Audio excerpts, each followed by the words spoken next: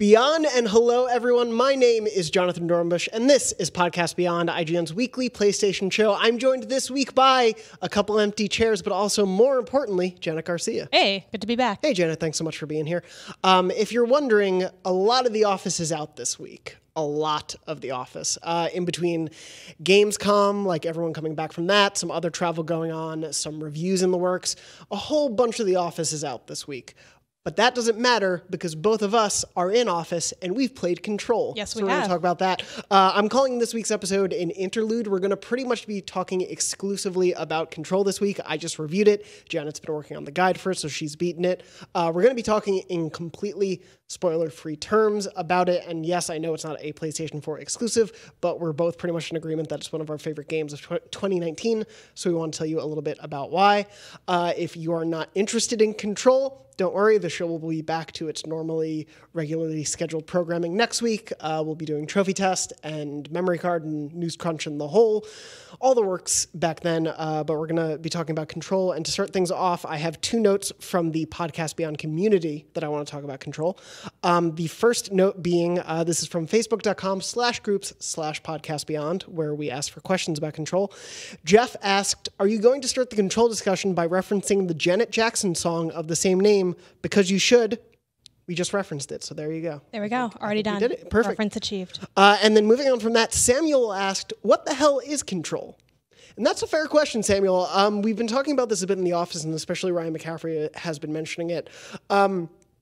Control's been flying a little bit under the radar. We did an IGN first on it here, so we had a month full of exclusives from it. It's from a well-known developer, but it hasn't had the biggest marketing push necessarily behind it. So you may not even know that this game is already out, but I reviewed it. I gave it an 8.8. You can read my great review on IGN.com or watch it on YouTube for more about what I thought, but we'll be talking about that a lot here.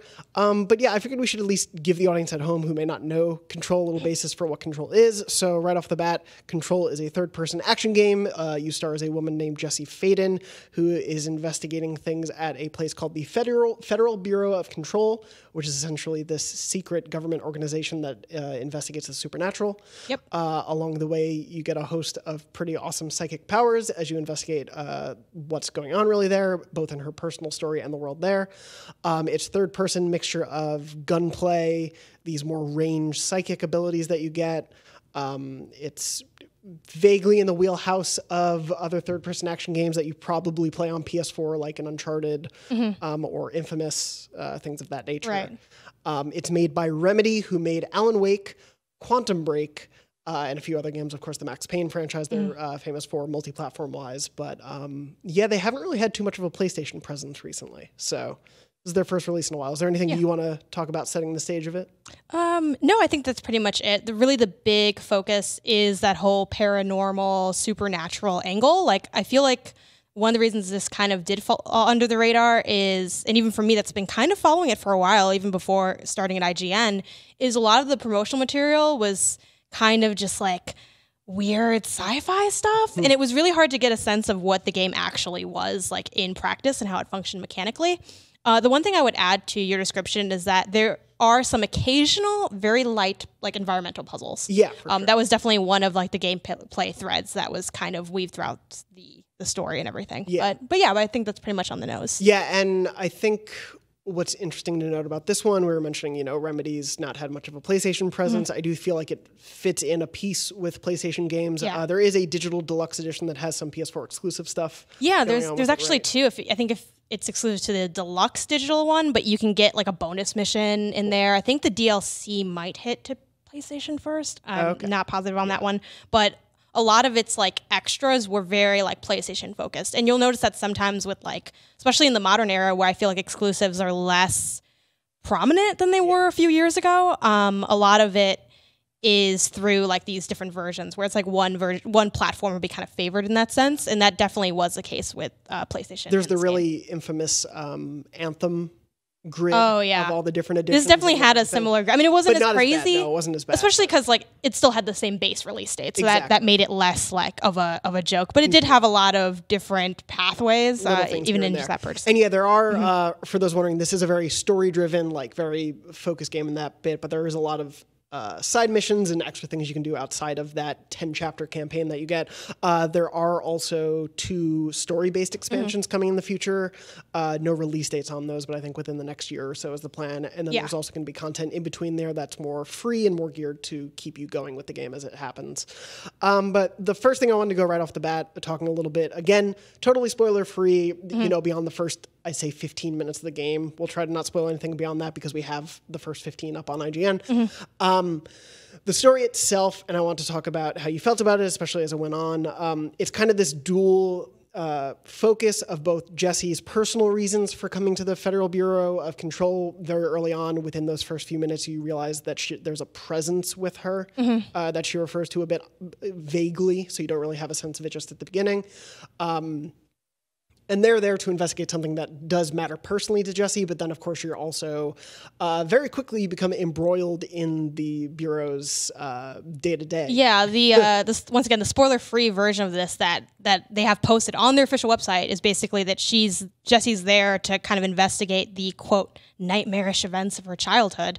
But a weird thing is that, like, the way the FBC functions, and once again, this is, like, basically immediately in the game, is that kind of anyone that inadvertently steps into the roles is now the director of the FBC, which is, it kind of reminds me a lot of that, like, what was it, that movie Santa Claus, where he puts on the suit and he's suddenly Santa? I didn't think of that. That is pretty much this. It's actually just like that because, basically she kind of inadvertently steps into this role, and that's why it has that dual story that Jonathon was talking about, where it's part Jesse wanting answers to what drove her to the FBC, but then also her working as the director and trying to keep people safe and deal with the enemy force that is in the. Yeah, I'm making sure this isn't like too much. Yeah, I think without spoiling it, like there is a presence. Yeah, an evil presence that has invaded the Bureau, and you're trying to help get rid of it. But you're also day to day dealing with all the employees because you're now their boss, and both they know you're brand new to the job, but also know you have that job. So it's this kind of counterbalance of, like, people respect you, but they also don't know if they should respect you. Yeah, and it's interesting because it's like, and I feel like it's very relatable, this idea of, like, stepping into a job or a position that maybe you, in Jesse's case, she actually kind of is qualified to be director in some ways because she has, like, something different about her. Is sort of even when you, like, step into the role, like Emily Pope, one of the first characters you talk to, is, like, kind of alludes to the fact that there's something, like, maybe special about Jessie and that she's maybe meant for this role in some way. But that combined with the fact that she has no idea what's going on, doesn't know where anything is, I found that to be very relatable, where it's like, first day of school kind of vibe or like first day on the job. Yeah. Where it's like, oh, you have to do this. Where is that? Yeah. Oh, it's down there. And then you kind of have to learn to navigate that. And I really like that because I felt like as the player, those things melted together really well. Yeah. Like I was constantly, especially as the story progresses, I was like, the FBC, like, how much do I really know about them? Can I trust them? Like, is this what's going on here? Who's telling me the truth? Like, then there's my, Jesse's own internal monologue, which, we can talk about in a bit with how it's presented. Yeah. All those things at play, like, I was just as curious as I felt like Jessie was portrayed to be, and I really like that aspect of it. Yeah, she's both interested. If she, like, begrudgingly becomes more invested as the game goes on, I would say, because she's very much, and it makes sense, but, like, selfishly so focused on her goal at the beginning of the game, which totally makes sense. But I think classic video game trope. Yeah, but I think to your point of, like, the curiosity of the world and everything, it's a really, really great intro point for, like, every game that introduces you to a new world or a new setting has that problem of, like, how do we convey everything to you without it sounding like, here is the information that you need to know about these locations, like, to not make it feel so expository. Right. And I feel like this game does a really great job of that, because each new sector you go to of the Bureau is this one giant building. You're inside. Yeah, it's called the oldest house. The oldest house. You're basically inside the oldest house for the whole game, but it has many different business sectors to it. And each sector has kind of one person of main interest who you interact with the most. And they're all so individually quirky. Like, each one of them has a different focus, has a different care, and thus their personalities really come out within the first like minutes of meeting them. That it both, one, made me curious about these characters, two, made me curious about the place they worked, and three, made me want Jessie to be more invested in all of that too. And I felt like that came through in her character as it went on also. Yeah, and the game does a really good job at having that feel authentic as well. Like, you hear other characters comment on other characters. Like, oh yeah, like one of the first characters you meet like early on. This is probably a little bit past the 15-minute mark, but like the janitor that you like meet. Actually, you meet him. He's in the beginning. Yeah, he's in the beginning too. He comes up a couple times. And later people were like, oh yeah, like he's kind of weird, right? Yeah. And it's just nice to see those callbacks and feel like the world's really interacting with itself. Like it's not like a giant game in terms of space. Yeah. There are about like, you know, a handful of sectors and sections of the game. Maybe. I would say it's about accurate, yeah. But it feels so interconnected and you get to know all the areas so well, especially, you know, with writing the guide, I definitely got to know the areas well. Yeah. But it really does a good job at sending you back and forth, but not like in an annoying way. I never felt like I was constantly like running to do something to unlock something else. It felt very like organic in that sense. Yeah. And I think one of the things they do best in terms of building out the story, and this goes a little bit into like the world construction, but there are a ton of collectibles throughout the world. And this is, you know, video game trope 101, but, you know, there are notes and documents and audio recordings all throughout. But I think what makes these all work, one, is they're super well written. Like a lot of them are very either funny or insightful or spooky or just like really they get a lot with a little bit of space, or they are very context sensitive. This is something I mentioned in my review, but like if you're playing through, get the collectibles along the way as you see them and read them when they're there, because they often have context to where the story is at that point, and they really do enhance things. Yeah. I think for better and worse sometimes. Like I do think some of the best character stuff for Jesse's personal story is hidden in that collectible stuff. For sure. And so you miss a little bit of that if you just stick to the campaign. But how did you feel about her personal side of the story, without going to spoilers, of course? Yeah, I can definitely see why you say that, because you really don't get to know a lot of, I guess, the emotions within Control, just because a lot of it is so like almost fact driven. It's like trying to figure out what's going on and the answers and the solutions to a problem. It's less about her discussing what her relationships mean to her personally. It's more of just like a task to do and something that like, you know, you want to do this because like most people do, but I know it's kind of vague, but I don't want to get like too specific.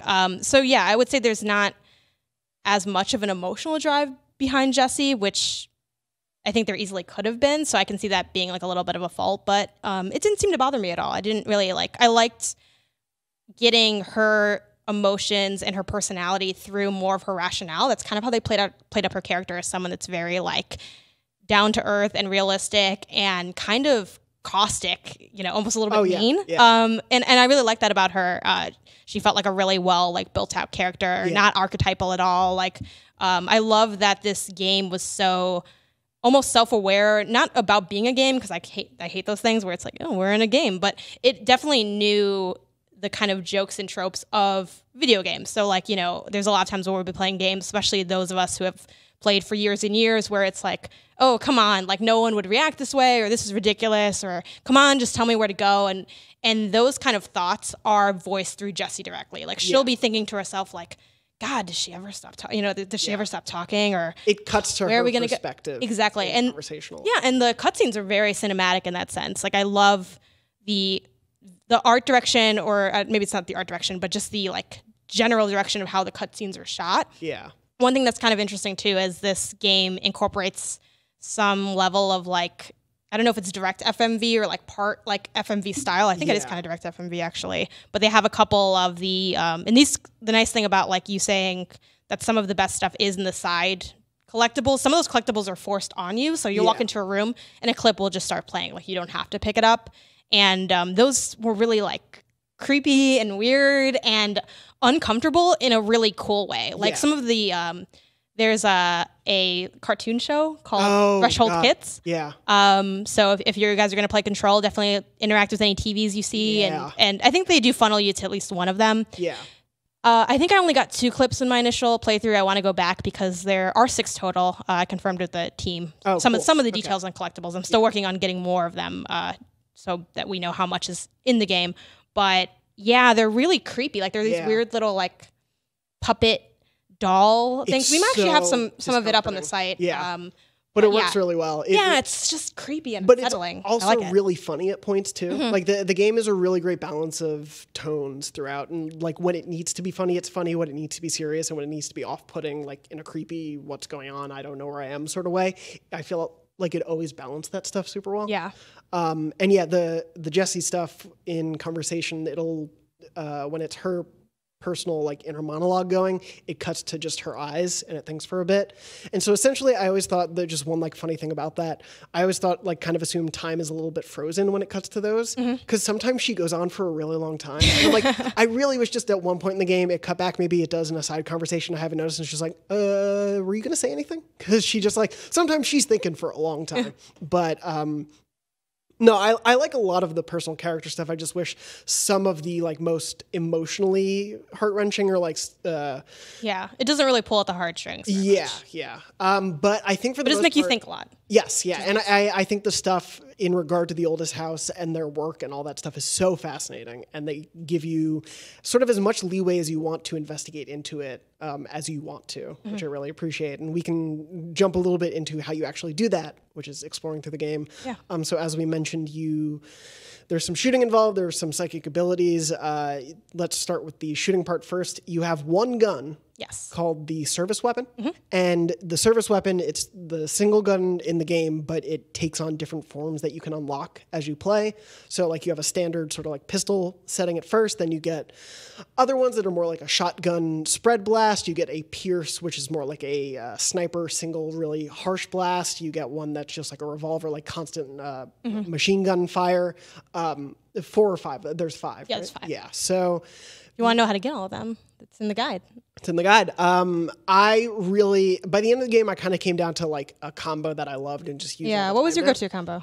Pierce and then whatever. The revolver one? Yeah. Me too. Pierce and spin. It's just such a good spin. Thank you. Yeah. It's such a good back and forth where the pierce, because it deals so much damage. It's a really great like one fire to use in between either your psychic abilities or more of a like volley of bullets. Definitely. Especially when you need to knock down shield enemies. Yeah. And on that note, now I'm thinking about they have like, they only let you have 2 equipped at a time. Like you can swap them out. Like, so one of the big like aspects of this game that at least was highlighted, on their website, which I like to go back to because I wonder like, how does the developer and company like want us to see this game and think about it?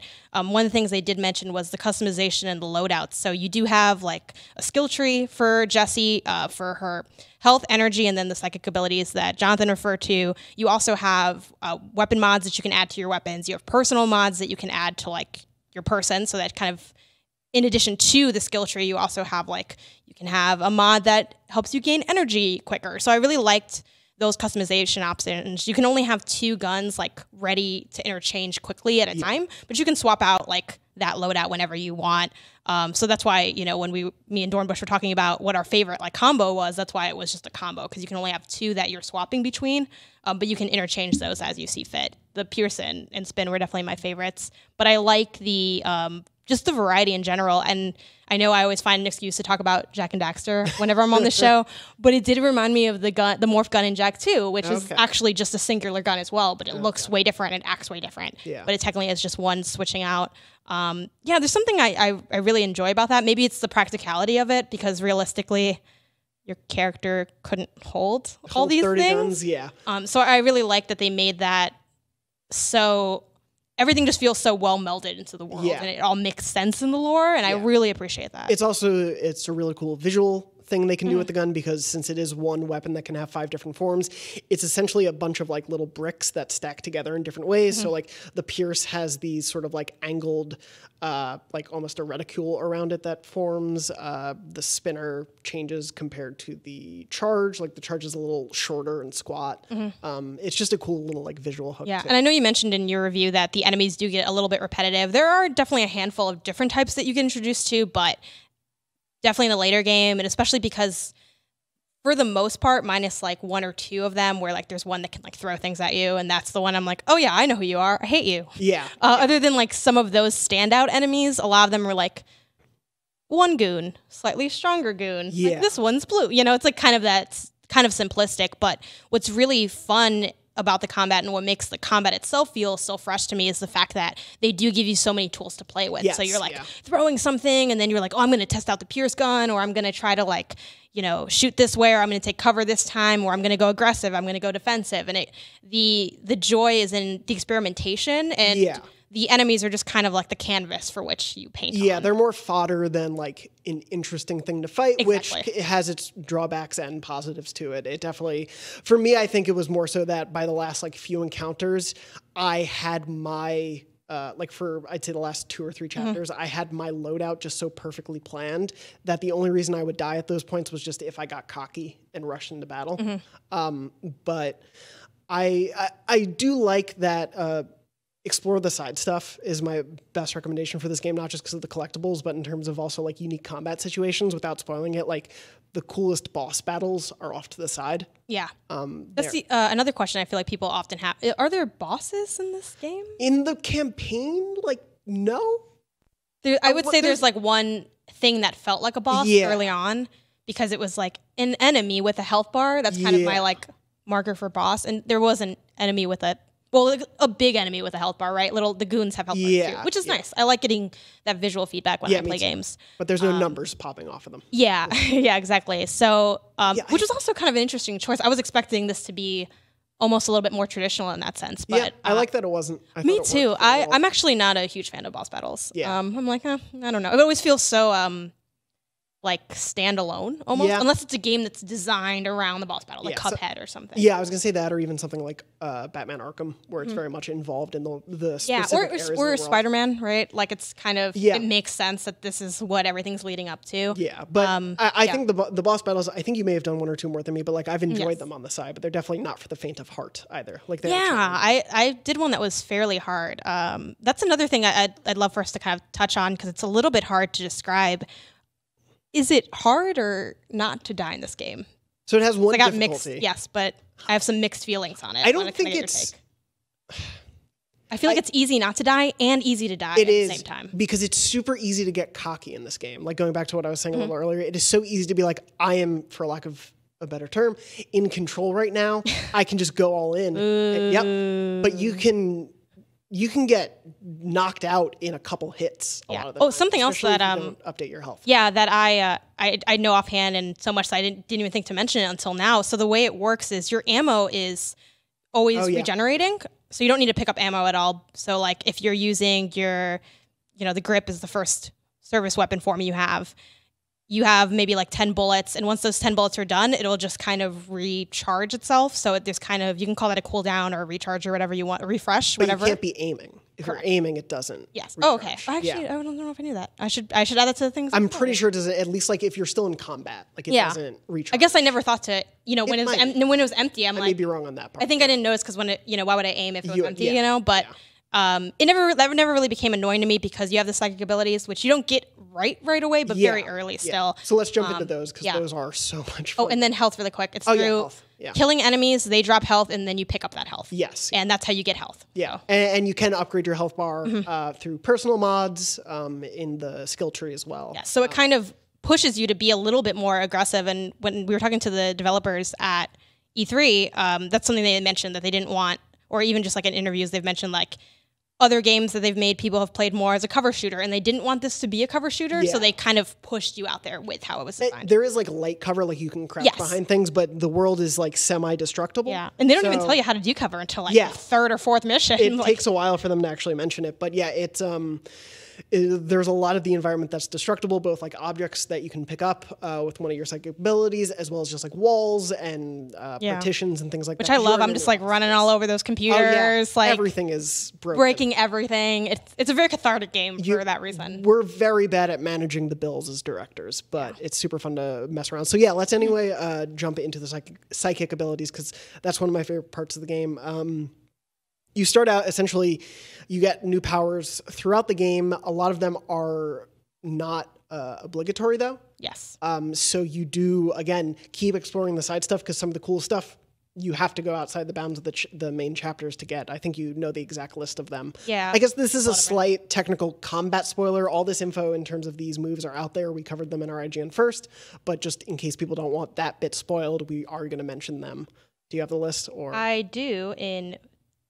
literally 2 seconds. Perfect. I ran into a Best Buy ad. Because you're... Here we go. So there's only 2 that are going to come up mandatory. Do you want me to just list them? Yeah. Is that okay? Yeah. Okay, so if you don't want to hear like that list, that you could just skip a minute. Vanish on out and it's fine, or skip ahead. There's Launch, evade, shield, levitate, and seize. The only ones that are like automatically in the main campaign are launch and levitate.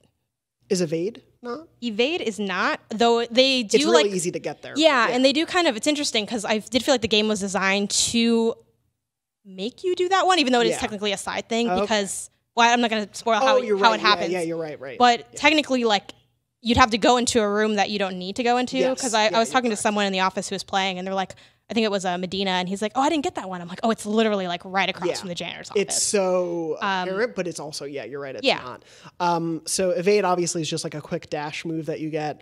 Shield, and then shield, you get this really cool ability to summon a bunch of concrete granite from around you to protect you. And it's basically as you move around, you can angle it differently depending on who's firing at you. This is all in third person still. There's no shift to first ever that I can think of. No. You get the levitate ability, thank you, which you get to hover, basically. It eventually, you start to gradually fall back down to the ground, and you can increase the booster, but yeah. And there is fall damage, so that's nice because it helps with that. Yes, and you're able to, if you start to, once you have that ability, if you start to fall too quickly, you can stop yourself from doing that and catch, which is nice. Well, I really love the animation of that because it's like, she's never done this before, so her animation is kind of like wobbly, which I really appreciate. There's a lot of amazing attention to detail like that too. Like I love her idle animations. I posted this on Twitter, but one of her idle animations is just her rubbing her shoulder. Yeah. And I'm like, yes, that's totally me. Yep. My shoulders are sore at the time. It makes sense. And the last ability is seize, which is the ability to basically possess enemies that are low in health. And then for a little while, they'll be your ally. And then once they're done being your ally, because it only lasts for like a little bit, they'll just die. Yeah. Like well, and then my favorite that we didn't really like dive into though is the telekinesis, which is the overall ability to summon items to your side. Yeah, that would be launch. A launch. Thank you. That's launch. I keep forgetting to call it launch. You get the ability to bring an item to your side. It can be like a slab of concrete from the wall or the floor or a chair or a table. Yeah, and it can really be like anything. Like there's so many things that, like water bottles that are just on the ground, like mail. Most of the environment. Yeah. And that's really like fun. It's just like a great use of the environment, and it just really like invites you to just get creative and get funny. And then also there's like ones that, you know, if there's one that will combust, it'll like create flames everywhere, and then you can hurt yourself. You can hurt, you can hurt yourself that way. Don't set yourself on fire. I grabbed hot the forklift. And hit an enemy like 2 feet in front of me. I was like, this is going to be great. And I was like, oh, it also, because it has an engine, so it exploded. Yeah. Right? I forgot about that. Right. Fire's bad but still. That, for me, I wrote about that in the review, like how that launch ability, the snap of items to your side and the way they zoom forward is so powerful. And I think they nailed the sense of it as it comes to you and launches away, and the way it hits enemies, and like even fun things you can do, like if you aim it correctly, you can pull the ground out from under an enemy, killing them, or pull an item from behind an enemy and kill them on the way back. It's so fun to use. Yeah, and then since you can also, like I said earlier, you can upgrade all those abilities. You can do like even more creative things. Like there's an upgrade to the shield ability that I haven't gotten yet, but you can like hover over and see what a lot of them are, if not all of them. And one of them is when the shield's like done, when you either let it go or it breaks, like the debris just flies and like kills everyone around you. So there's just like a lot to strive for in the sake of like, I just want to get this. But then also it's like, oh, this is going to make combat really interesting, or this is going to make exploring like a little bit more fun, or give me more tools in my arsenal. Yeah, it feels so varied and it's so fun to use. I never got bored of any of those by the end of the game. Yeah. You do have like a basic melee attack, which kind of like sends out a like psionic blast, like wave. I never really used it. I stopped using that. Because the enemies are like, because your health is not that high. Yeah. And even with, which was also one of the developers' goals, they're like, we want this to be like a little challenging. Yeah. We don't want it to be a complete walk in the park. And they definitely, like, I think, hit that good balance, because for the most part, I didn't have too hard of a time, but there definitely were a few, like, when it's waves and waves of consecutive enemies, you know, you get caught up, and then the health's too far away, you're trying to reach it, you die trying to reach the health, the classic way to die in games. I always feel bitter about it. I'm like, oh, I just didn't believe in myself. And, and this is... Oh, it happened to me so much. The game gods punishing me. But, yeah, so I forgot why I had brought that up, but yeah, so it's just like another way to kind of go about things in the game. Yeah, and you do use some of these abilities, especially get to some bits of some of the sectors. And so I want to go a little bit into the world and kind of talk about just the environment itself. Like, I think honestly, one of the reasons this game may not have like been publicized amazingly to a lot of people is when you show it, it's really red and gray. Like those are the prominent colors, and those are not the most like eye-catching sort of thing that you want to see, especially like here's this game that takes place inside a giant like skyscraper, a concrete skyscraper, and to like off the bat that doesn't sound interesting, but they do so much with that interior environment that it's so fun to explore.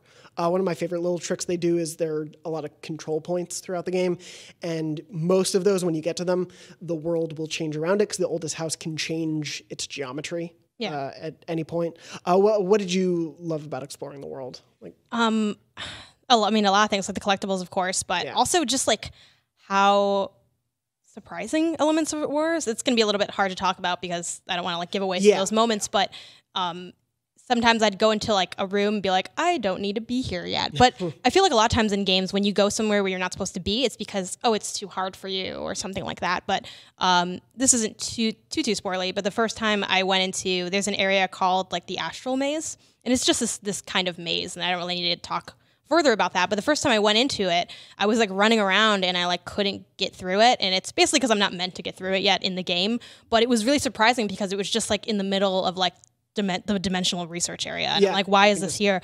And there's like a lot of like crazy, weird, like one of the big parts of the game is like that there are these objects of power that are like paranormal things. So it's just even the way like things are just on display in places, or even the names of some locations, like the there's an area called the Panopticon. Yeah. And I remember, like, I was playing and Sam Claiborne was like, "Oh, there's a Panopticon in this game," and I'm like, "Is that a thing?" And then he just talked to me about like the, you know, if you break down the word, it's like, well, this means like viewing area and this means like circle. So it's like it's just interesting how they like even something so simplistic as like a naming convention, it just makes it feel like a little bit weird and mysterious.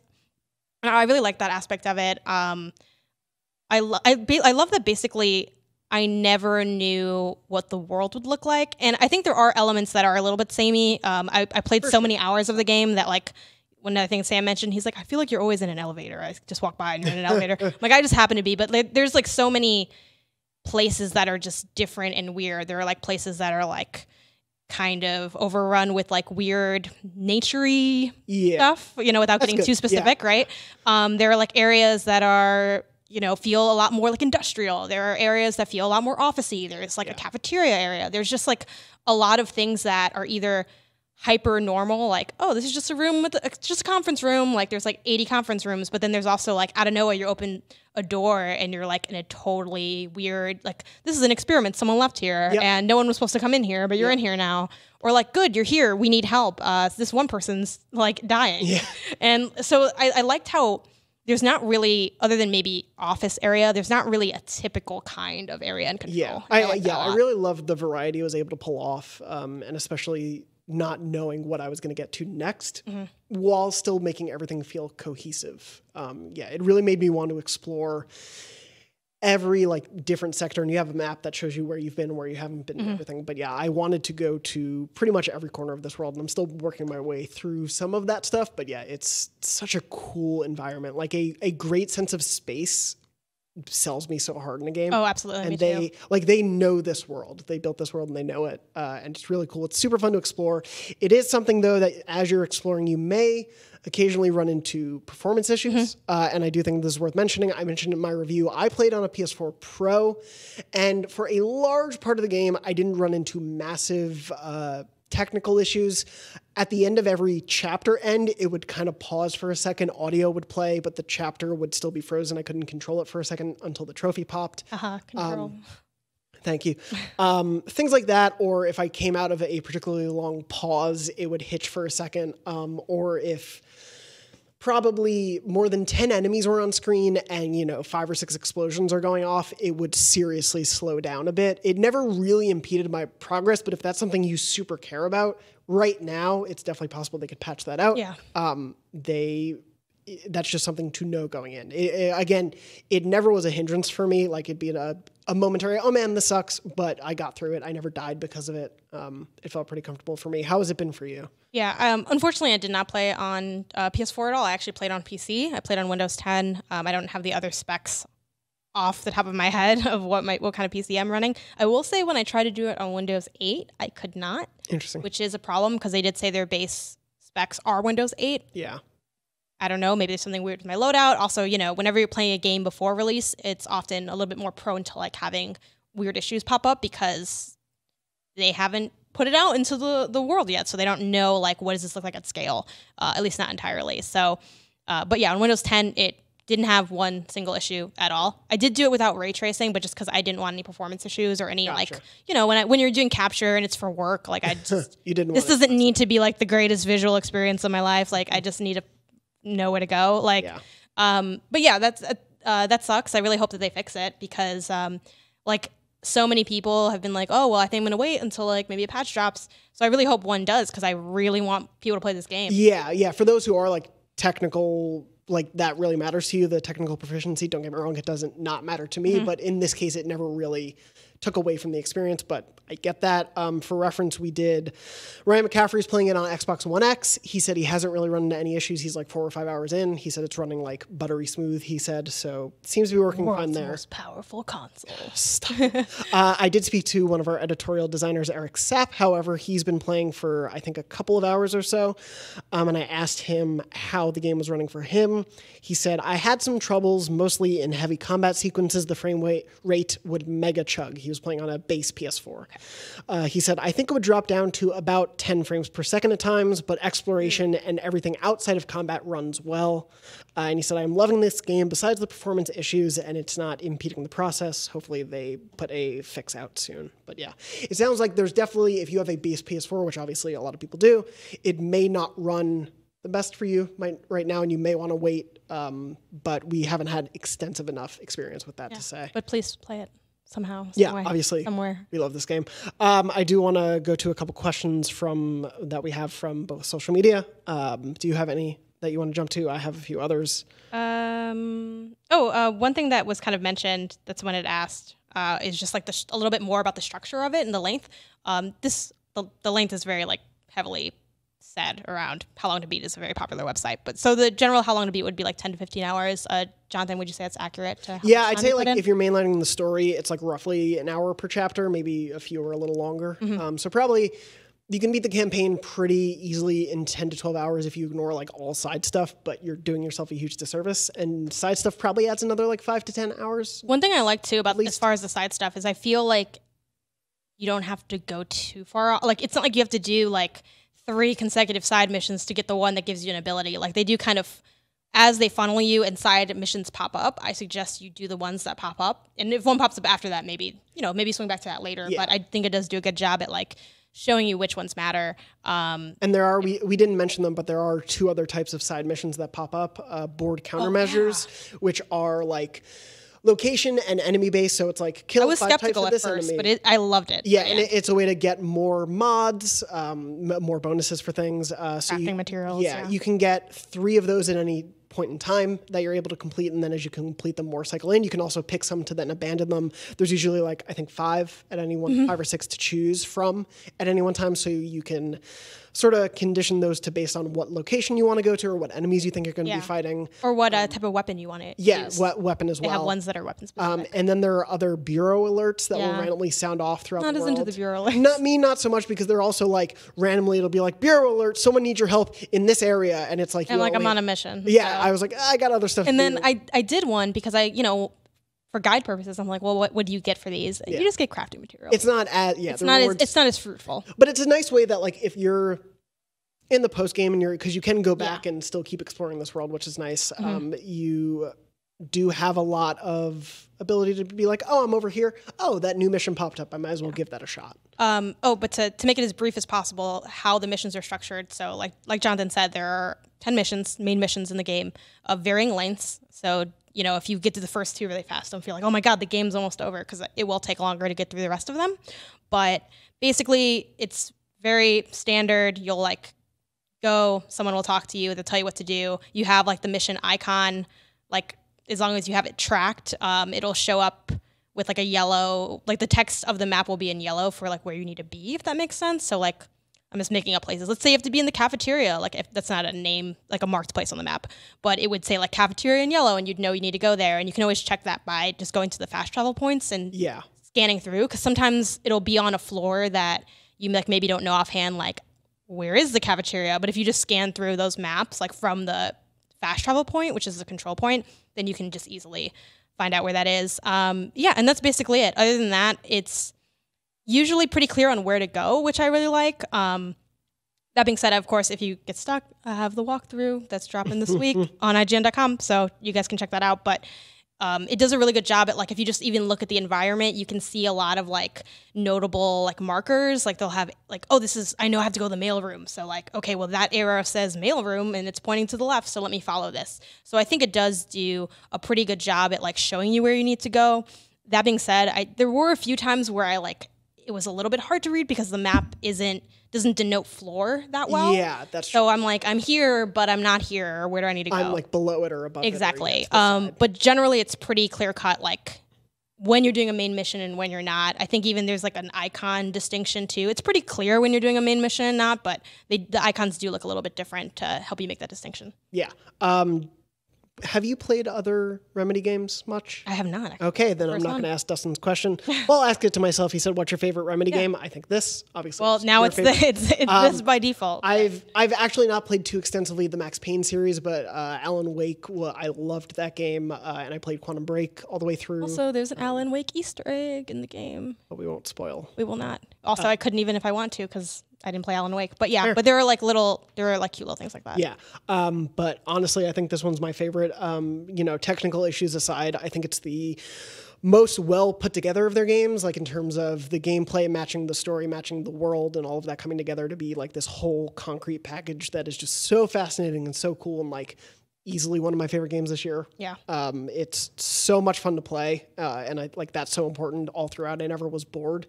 Even like mentioning enemy variety being a thing for me, never stopped wanting to play, and I'm still going through side stuff and still enjoying it. Yeah, me too. This is the first, as you pull up the next question, I'll just add to that and say, like, once again, I can't comment compared to their other games, but I really, really love this game, and especially as someone that does guides at IGN, it's very easy to, like, if you don't like a game that much and you do a guide for it, it just, like, double makes everything really negative because you spend so much time with it, and it's really easy to see the flaws in something when you're with it for so long, which is true about anything, That's why fans are often some of the most critical people because they know the most about it. But this is the first guide game I've done since, I think, Metro Exodus that I really, really enjoyed. I think this is my favorite guide game that I've ever done. It's so fascinating. It's so fun.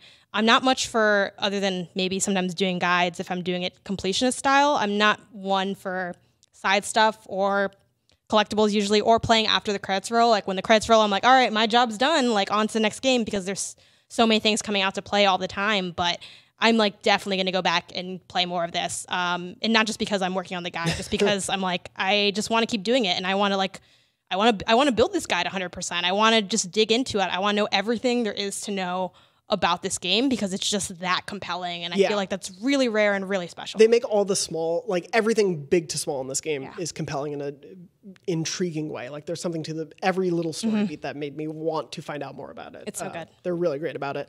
I think that pretty much brings us to about time.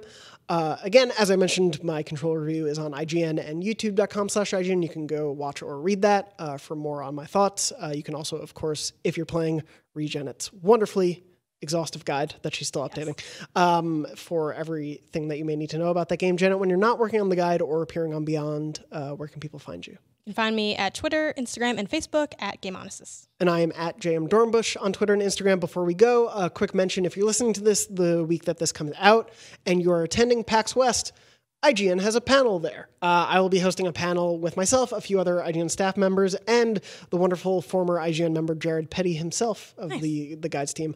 We're going to be talking about, we're basically going to be pitching to you in the audience there our favorite ideal dream reboot of a game or franchise. So we'll be going through like what we want the story, the gameplay, all that stuff to be of that reboot. So come hear our crazy weird pitches. I don't know what everyone else has planned, but I'm very excited for mine, and it may be PlayStation specific. Ooh. So you'll have to come check that out. It is Saturday at 1:30 p.m. in the Hippogriff Theater. So if you're at PAX West, feel free to come around. Obviously, after the panel, we'll be happy to say hi. Very Harry Potter hall. Yes, I'm super happy about that. We'll be happy to say hi after the panel, of course, and everything. But anyway, thank you so much for listening to this Beyond Interlude. My name is Jonathan. Janet, thank you so much for joining me. Thanks for having me. And as always, Beyond.